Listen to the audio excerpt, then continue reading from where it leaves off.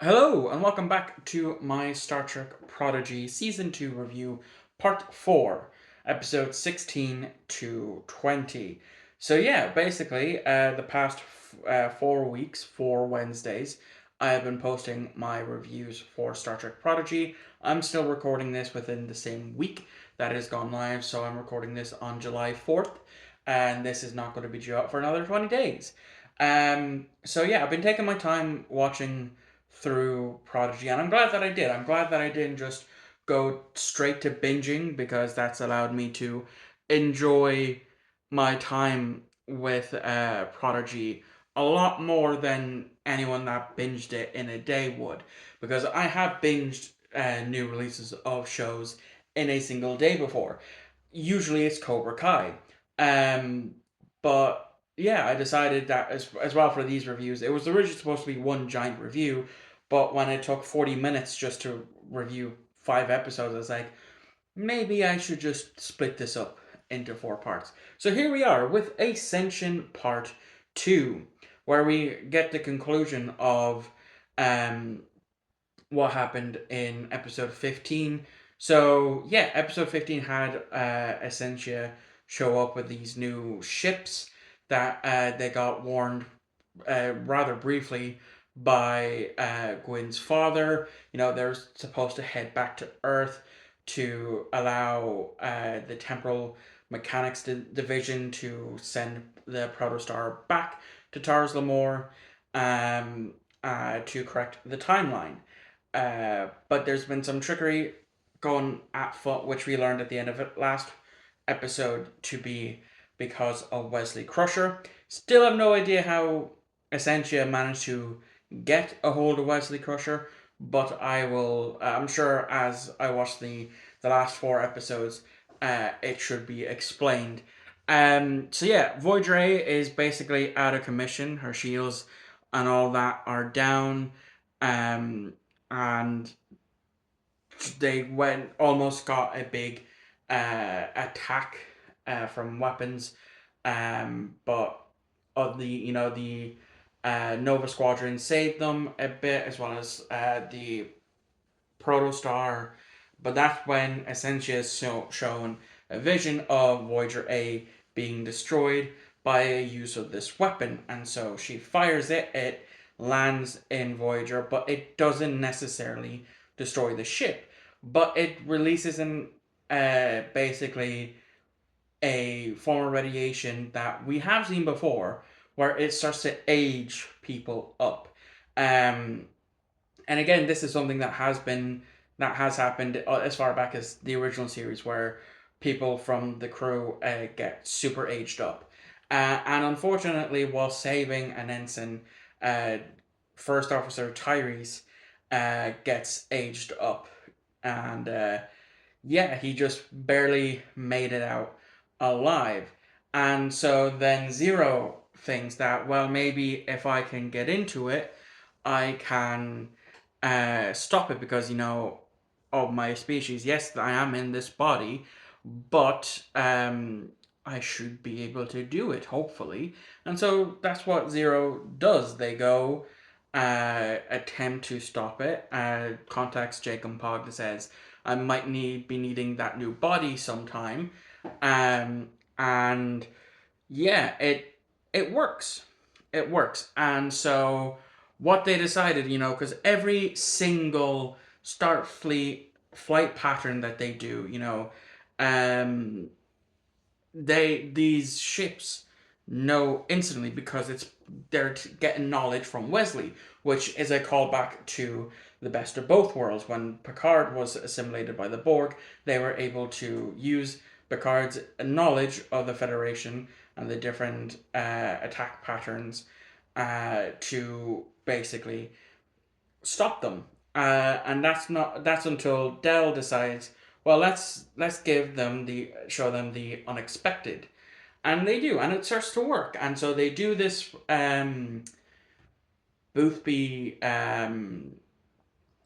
pattern type thing, which I think is a callback to the episode where with Nick Locarno and Cadet Wesley Crusher. and they successfully get this weapon out thanks to Zero, and it goes into this ship, and it goes kaboom. We also get a cameo again from Admiral Jellicoe, basically saying that they're stretched too thin and they just can't send anyone and they're days away. So it's basically Voyager and the Protostar. And after that ship's being destroyed, Jellicoe requested to be seen on Solemn, and so it's since Voyager and the Protostar, like always, are the only ships within the vicinity, they're the ones that are tasked to go. And so Zero does get a new body, and it's kind of similar to that of the original body that she got after the events of season 1 of Prodigy.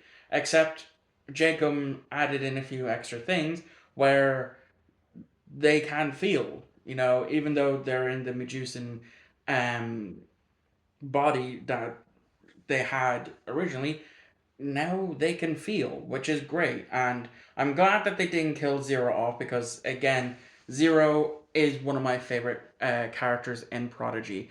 I really, really do like them. Um, and yeah, so that's the episode.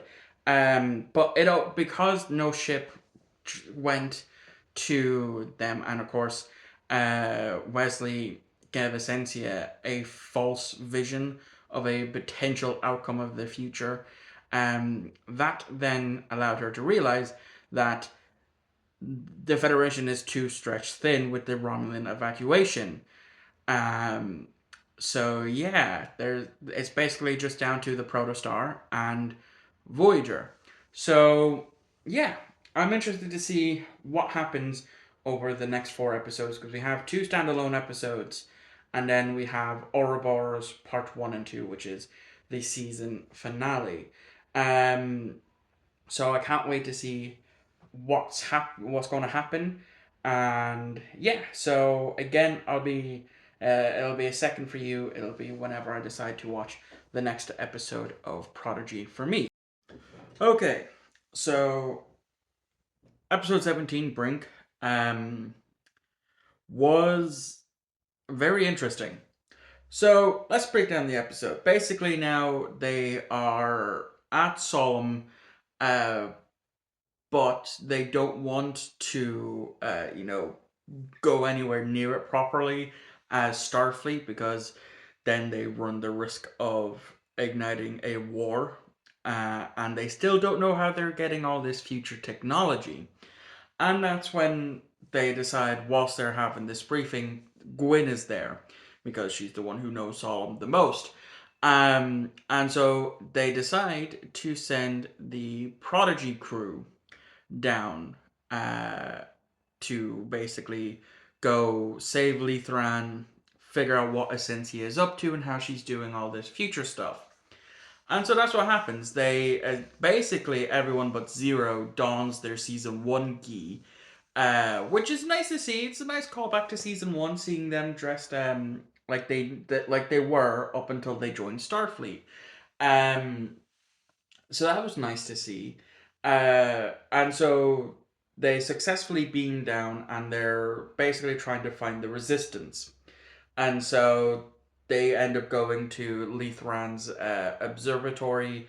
And that is where they meet the leader of the resistance.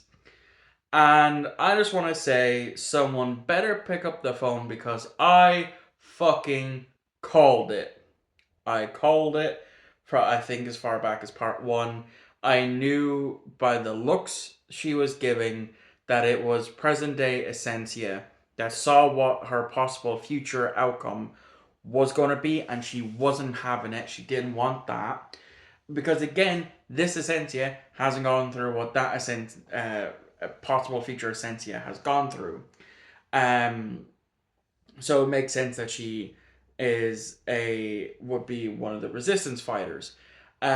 Which again, I called it, and I'm happy that I'm right. I could just tell from the way she was looking down an awful lot that she wasn't happy with her future self. And so yeah, she explains that after Lethran was captured, that they're going to send him out to the wastelands where not everyone's going to survive, and so they have to. Uh, Gwen makes the decision to split the team up, have Dell, present day Essentia, Majol, and Jenkum Pog go rescue Lethran, whilst the rest go into the main place to figure out what's going wrong. Um, because it gets mentioned of a traveler, and they immediately know it's Wesley Crusher, which is what the episode opens with. It opens up with, after Wesley dealt with the loom, he went to Solemn to try and stop Essentia from basically using the technology that um the ship they used to time travel and to escape used, to stop it from, try to stop that. Uh, and instead, he ends up getting captured, once he reveals that he's, what he is. And so she's using that to advance all of this stuff. Um, so, yeah, so then, Dell goes, they rescue Lethran, successfully rescue Lethran, and Gwen does the same. But it turns out that this was all a part of Will's plan. That they were going to break him out. They were going to escape. Lethran was going to successfully overthrow Essentia. Then they would put the Protostar back to where it belongs in Tars Lamore, and everything's good, hunky dory, except things aren't always going to be hunky dory. And I believe in one thing when it comes to movies and TV shows, and it annoys me. So it's a kind of a down for me, but it's not. I still enjoy the episode. I still enjoy the cliffhanger that I left on, but I hate when plans get explained in media, in film, TV, books, radio dramas, what have you. If the plan gets explained, 100% of the time, it's gonna fail. It will fail. But if a plan doesn't get explained until after it's been successful, then it's obviously going to be successful.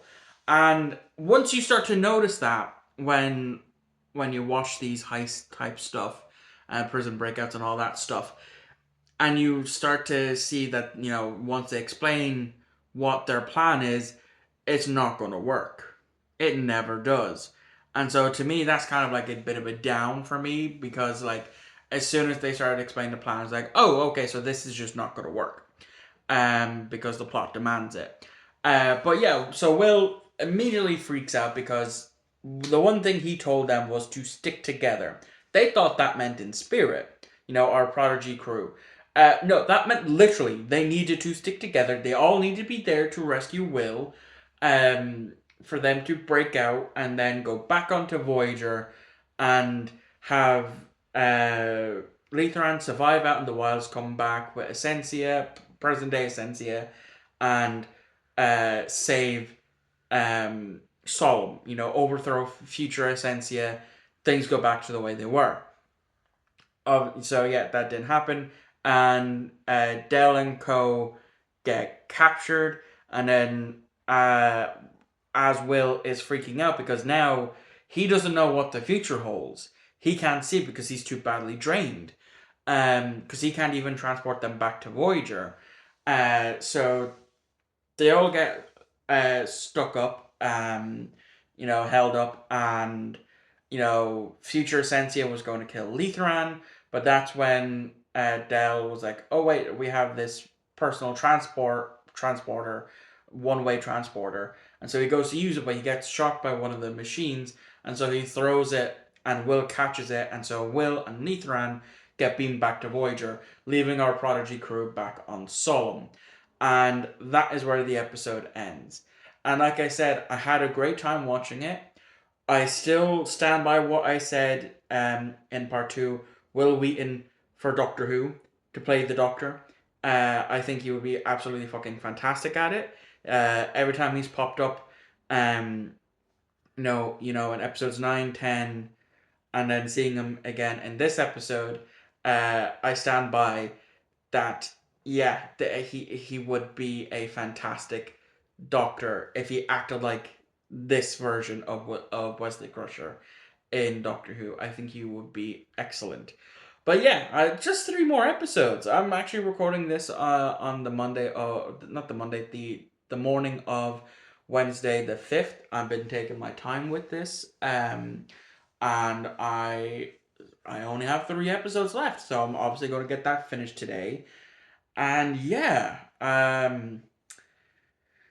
not sure how I feel about the fact I'm already at the end of Prodigy. I've been enjoying it. I'm going to save my thoughts, my proper thoughts and opinions, obviously, for when I get to Ouroboros Part Two.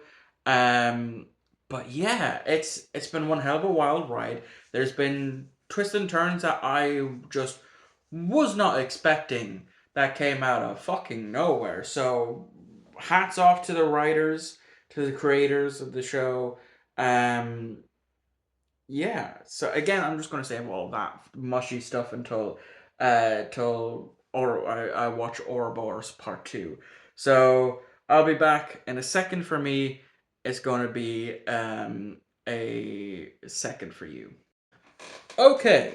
So I had originally filmed my ending for Star Trek Prodigy season 2, and I was not happy with it simply because of how I was in that. I was not necessarily negative, but I was negative about myself in a sense, where I was trying to portray that I was a cynical bastard that didn't like to feel feelings, and that's just not me.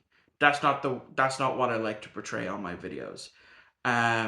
So I took that down, and I'm gonna re-record my actual thoughts on the last three episodes that I watched yesterday. Um, so yeah, episode episode 18, Touch of Grey, I believe it was called.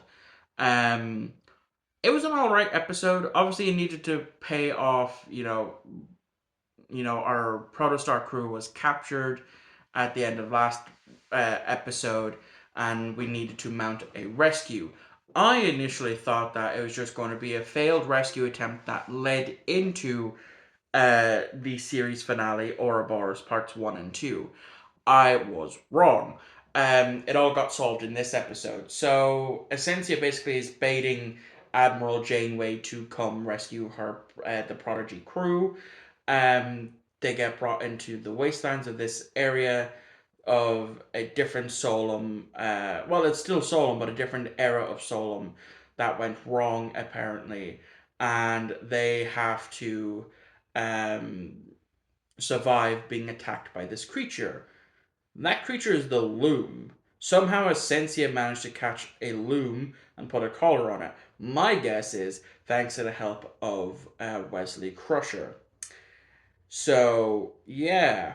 Whilst all that's happening, the away team of Janeway, the Doc, the EMH, um, and Chakotay go and try to rescue our Prodigy crew. Um, Janeway goes in to try and negotiate the release of the Protostar crew.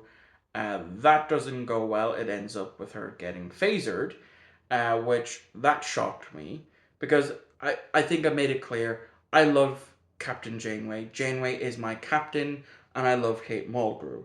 Um, and so yeah, that got a jaw drop for me. Um, until it was revealed that that isn't Janeway that got phasered. It actually was the EMH pulling a fast one.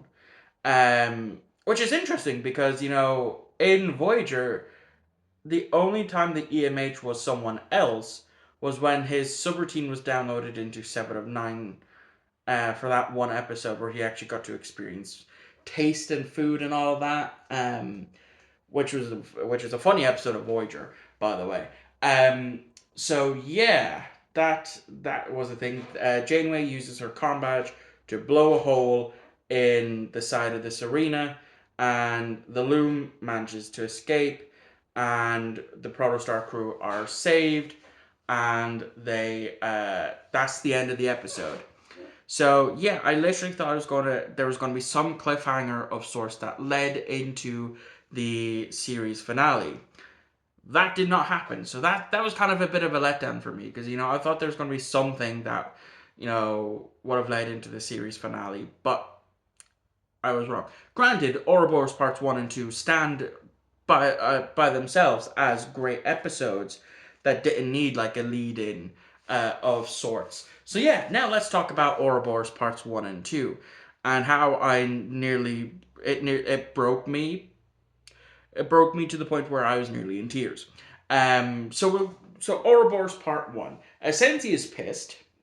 Essentia is mad pissed. So what she's going to do is she is going to send her futuristic ships out to key Federation points throughout the entire space and start to attack them. Start the war with the Federation. And so we get Voyager A and the Protostar trying to fend them off and attack them, whilst our Prodigy crew splits in two. We have our crew that is with Wesley Crusher trying to figure out which wormhole the Protostar needs to be sent in, and then we get the our away team that has to beam down and input the correct coordinates, so that way we get the wormhole that leads to Tars Lamore.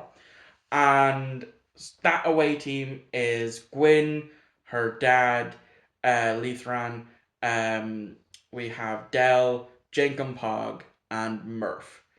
Um, so whilst on the Protostar, we have Zero, Rock, Majol, and Will, Wesley trying to figure out all that stuff. There's a cut. There's a cut that I don't like. So we have a scene of them at the tower. It's heavily guarded. Our away team. It then cuts to the Protostar with the others basically trying to figure out this issue of where's the correct wormhole to send the Protostar to Tars Lamore. Um, and then it just immediately cuts back to the away team having dodged the security, and it's just said, "Oh wow, we managed to escape. We managed to do that." And it's just not shown, and that I did not like because it took me out of the episode. So then the security starts to come at them, and then we get our away team split up. We have Essentia versus Gwyn. We have Murph versus one of the robot things. And then we have Jane Gumpog and Dell, trying to put into correct coordinates because they realize that this was always supposed to happen. Initially it wasn't the fact that Chakotay sent the Protostar to Tars Lamore, because how could he? He didn't know the star date. We know that this is taking place in 2383, an entire year after the first season, which took place in 2382, which was a year after the 4 seasons of Star Trek Lower Decks. I already mentioned that in the video. It's kind of, it should be well known by now that all 4 seasons of Lower Decks takes place in 1 year because of the flashback at the end of season 4. So yeah. Anyway, so they figure out that where to do it. They send the stuff down to the away team. They manage to input it, and then one of the wires comes loose, And so it's now up to Dell to go up and reconnect it in the time that they have before everything gets shut off. And everything does get shut off. All the ships get destroyed. It isn't any of the Voyager crew that or the Protostar crew that does it. And basically, before is it like Essentia is winning the fight, but then Lithran and a bunch of other of the Val Nakot show up, and they do this weird, this force type thing where they're like, because Gwyn is the daughter of Lithran, she does this. He does this thing where he's like, essentially, I give you all my power, and so then all the other Val Nakot do that. That overpowers Gwyn to be able to then take both heirlooms, her original heirloom, as well as Essensia's heirloom, and that manages to defeat Essentia. And then the episode ends there. So part one, it was good. There was definitely stakes. There was definitely character death fake outs with Murph, um, that happened. And to be quite honest, I know it's a kid show. I kind of did actually expect them to kill at least one of our main crew off. It's not in the realm of Star Trek to do that, but again, this is a kid show. But then again, in episode 9 and 10, they did show a lot of crew get murked off. Granted, they were erased from time and space, but still, I mean, they were also no-named people, so I guess they didn't really matter, if you want to look at it that way. But yeah, so that was Ouroboros Part 1. That wasn't the one that got me, that nearly broke me. It was Ouroboros Part 2. So Ouroboros Part 2 opens up. We have the correct wormhole, you know, and they're about, they're about to send the protostar back. They need to erase the memories of Hollow Janeway, so that way when she reactivates in Tarzan War, she doesn't know our Prodigy crew, and so that way events can play out as they did. Except Wesley got things wrong, and the looms start to come out of that wormhole and start to attack. And my main issue with this episode is just how quickly that gets resolved. So they're all starting to pour out. Our away team gets beamed back up to the Protostar, and so they decide both ships are going to go through this wormhole, and that way when they clear it, they will be so that way they can beam everyone back because the autopilot won't be able to survive going through all the loom. And then they'll that way the Protostar will go land on Tars Lamore where it needed to go a year ago, and then or yeah, about a year ago, and then the Voyager A will uh, go back to 2383. My issue is with just how quickly they resolve the loom thing. We have them go through it only for a little bit of having to deal with the loom, and then it's fine. The vortex is fine. They see some stuff. They're about to, our Protostar crew, including Chakotay, are about to beam back. Hollow Janeway resets herself after she learns that the doc basically uploaded a backup of her into an EMH backup drive that was big enough to hold her, which is nice. I'm glad that we didn't have to suffer yet another hologram Janeway death. Um, and so then they beam off, but before they beam off, which is a Chekhov's gun in a sense that I forgot to mention in Ouroboros Part 1, that Dell puts on the Prodigy badge, the Protostar badge that he had, in the exact same spot where Rock Talk finds it in episode 1 of season 1. And so that and then after that, after they leave and the Protostar goes back to Tarzan Moore, we get a clip show of all the stuff that happened in season 1. Which is nice, because I haven't rewatched season 1 since it finished airing. And it's something that I definitely do need to rewatch. But I'll do that at a later date, probably when I go to review season one. And so then we skip a few months.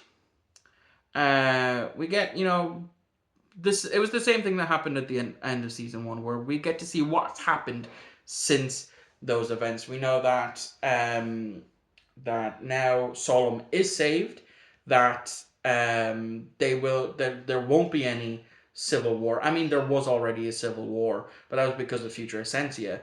But now they are more willing to join the Federation.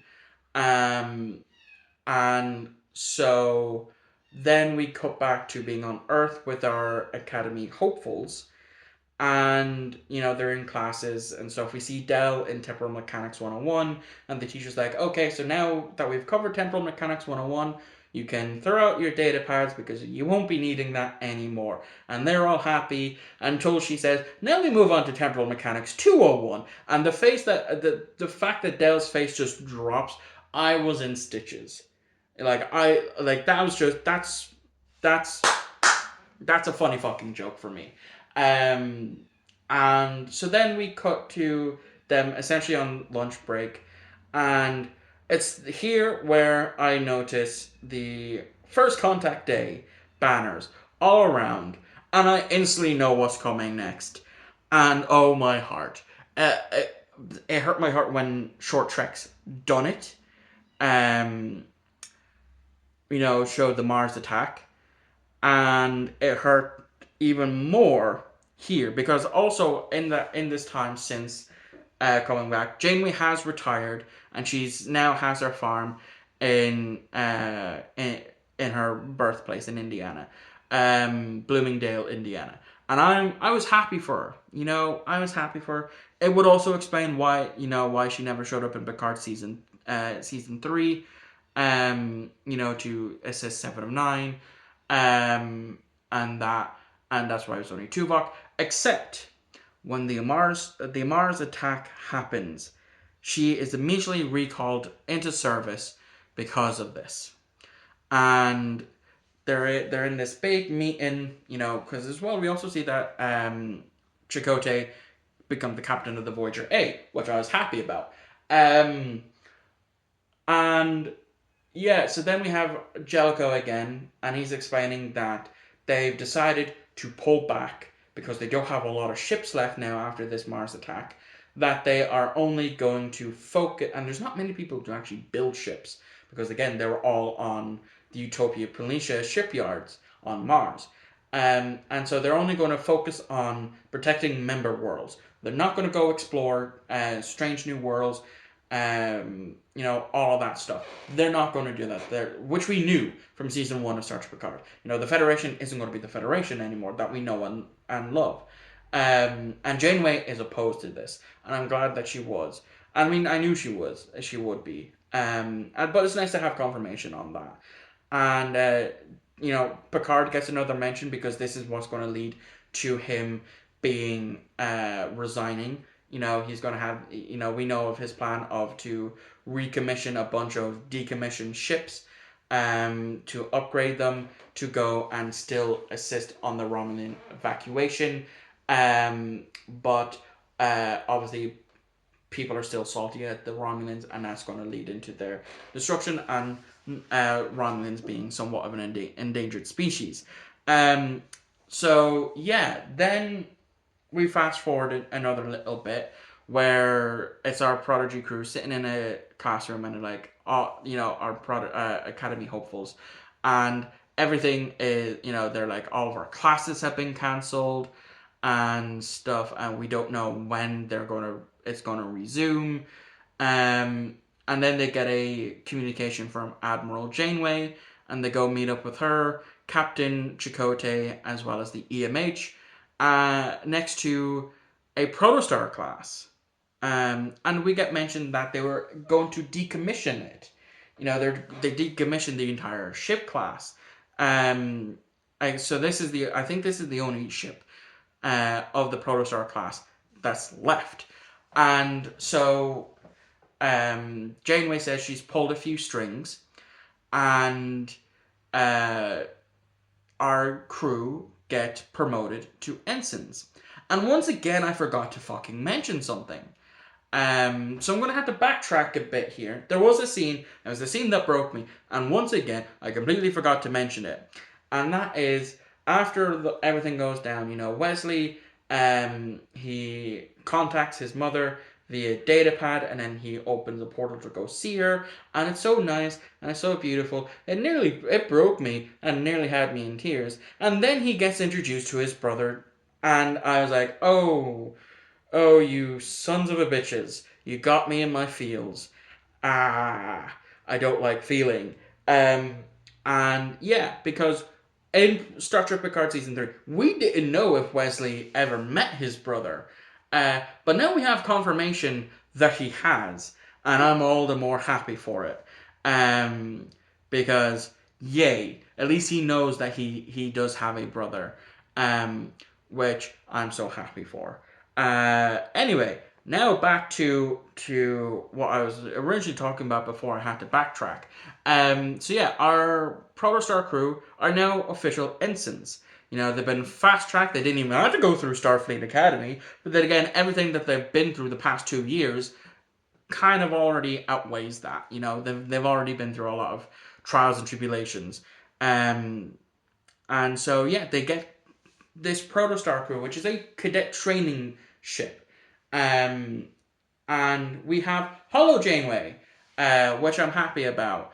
And we get a payoff to a scene that we've seen in episode 10. When Del looked into his future, he saw himself say that he doesn't want to be captain anymore, and we get resolution to that. We see that, and he decides to be the first officer, and Gwen be the captain, which I'm all happy for. I even back in season 1, I was thinking Gwen would make a better captain than Del, and I'm all the more happy for that. And so then the season ends. And what a fucking season it was. Give me season 3 now, please. So yeah, it's wild that Paramount were going to shelve this as a fucking tax write-off, and we were never going to see this. So thank you to other Star Trek fans that petitioned for this to be a thing. We had the Save Star Trek Prodigy stuff, hashtag on Twitter, now X. We even, had the hashtag Save Star Trek Prodigy banner being flown around over, different studios. Netflix was one of them, hence why we have it on Netflix. I would have liked that. I know it's Netflix's MO to drop all episodes at once, but now that they're actually not necessarily doing that, they've been, well, at least I know for 2 shows, that 90 show and Cobra Kai, they've been split. They're splitting it up into 3 parts, where we only get X amount of episodes, and then we'll get it'll be another couple of months before we get another X amount of episodes. I would have liked that to happen for Prodigy, where like what would have probably happened if it was still on Paramount, where it would have aired episode 1 to 10. There would have been a break, and then either later on or next year we would have had 11 to 20, and that's what Prodigy needs. I'm going to be honest. It does need that mid-season split. Now, don't get me wrong. I have enjoyed watching it, and when it comes to 2-parters, not having to wait a week. However, it not being released weekly might hurt Prodigy in the long run. Now, I have loved this season. I love Prodigy in general, and I have loved that it's one giant love letter to Voyager and all that. Because like I've been saying, Voyager is my favorite Star Trek show. But hopefully it does get renewed for a 3rd season. Because I can guarantee I'll definitely be watching it. And I have been enjoying the fact that, I didn't binge it all in one go. Like I know I would have, like I will do when Cobra Kai comes out, into 3 parts. I'll binge every episode in a day, because that's just been my routine since I got into the show during the pandemic. But I took my time, I'm recording this on the 6th of July. I started watching this obviously on the 1st of July when the season dropped. and I've been taking my time with it. Watch 5 episodes here, watch 6 episodes here, watch 2 episodes here. Not actively binge watching it. Just watch a couple of episodes here and there. And I'm happy that I was able to do that, instead of binging it, because I was able to enjoy it that bit more, with being, instead of, binging it all in one go and not having any more Star Trek to watch. Granted, now we're back in another Star Trek drought until Lower Decks Season 5 comes out, the final season of Lower Decks. And there will be even another drought until Season 3 of Strange New Worlds comes out next year. We're really running out of Star Trek here. We have no word on when the long trek for Section 31 is coming out. We know it's been shot. Obviously, we have all the VFX stuff to do. But yeah. Anyway, that is going to wrap up my review for Star Trek Prodigy Season 2. Let me know what you thought of the entire season in general. Thank you all for watching. I hope you enjoyed. I'll see you all on Friday for my next upload, which will be a classic Doctor Who episode voted for by you. So if you want to see more Star Trek stuff, please do subscribe, because I have some ideas in the works on some stuff. So yeah, I'll see you all next time.